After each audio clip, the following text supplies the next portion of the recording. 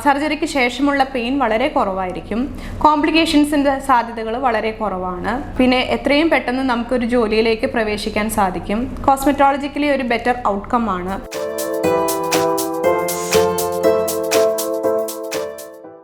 ഞാൻ doctor Dinu Simon, consultant gynaecologist and laparoscopic surgeon, Parimala hospital. ഞാനിന്ന് നിങ്ങളുമായി ഷെയർ ചെയ്യാൻ ഉദ്ദേശിക്കുന്നത് ലാപ്രോസ്കോപ്പിക് സ്റ്റെറിലൈസേഷനെ കുറിച്ചാണ്. ആദ്യമായി, എന്താണ് ലാപ്രോസ്കോപ്പിക് സ്റ്റെറിലൈസേഷൻ?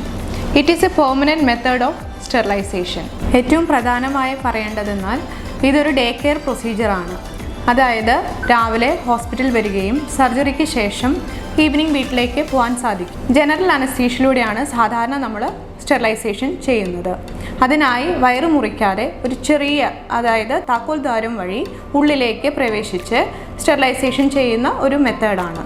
ഇത് രണ്ട് തരത്തിൽ വേണമെങ്കിൽ നമുക്ക് ചെയ്യാവുന്നതാണ്. ഒന്ന് ഫെലോപ്പിയൻ ട്യൂബിൽ റിംഗ് അപ്ലൈ ചെയ്യുന്നതും, ഒന്ന് ഫിംബ്രിയക്ടമി, അതായത് ട്യൂബ് മുറിച്ചു മാറ്റുന്നതുമാണ്. ഐഡിയൽ ടൈം എന്ന് പറയുന്നത് പീരീഡായി 10 ദിവസത്തിനകം ചെയ്യാൻ സാധിക്കും. അല്ല, ഒരു നോർമൽ ഡെലിവറി കഴിഞ്ഞ ഒരു വ്യക്തിയാണെങ്കിൽ ഡെലിവറി കഴിഞ്ഞ് ഒരു 48 ഡേയ്സ് എങ്കിലും മിനിമം കഴിഞ്ഞെങ്കിൽ മാത്രമേ ലാപ്രോസ്കോപ്പിക് സ്റ്റെറിലൈസേഷൻ ചെയ്യാൻ സാധിക്കുകയുള്ളൂ. പിന്നെ ഇതിൻ്റെ ഒരു ഗുണം എന്ന് വെച്ച് കഴിഞ്ഞാൽ ഫെയിലിയർ റേറ്റ് വളരെ കുറവാണ്. ലാപ്രോസ്കോപ്പിക് സ്റ്റെറിലൈസേഷൻ്റെ അഡ്വാൻറ്റേജസ് എന്തൊക്കെയാണെന്ന് വെച്ച് കഴിഞ്ഞാൽ ഇതൊരു ബ്ലഡ് ലോസ് വളരെ കുറവായിരിക്കും. അതേപോലെ തന്നെ സർജറിക്ക് ശേഷമുള്ള പെയിൻ വളരെ കുറവായിരിക്കും. കോംപ്ലിക്കേഷൻസിനുള്ള സാധ്യത വളരെ കുറവാണ്. കോസ്മെറ്റോളജിക്കലി ഇത് ഒരു ബെറ്റർ സർജറിയാണ്. വളരെ സ്കാറെല്ലാം വളരെ മിനിമൽ സ്കാറാണ്. അതുകൊണ്ട് ഫാമിലി കംപ്ലീറ്റായി സ്റ്റെറിലൈസേഷനെ കുറിച്ച് ചിന്തിക്കുന്നവരാണെങ്കിൽ നിങ്ങൾക്ക് എന്തുകൊണ്ടും ലാപ്രോസ്കോപ്പിക് സ്റ്റെറിലൈസേഷൻ തിരഞ്ഞെടുക്കാൻ പറ്റുന്നതാണ്.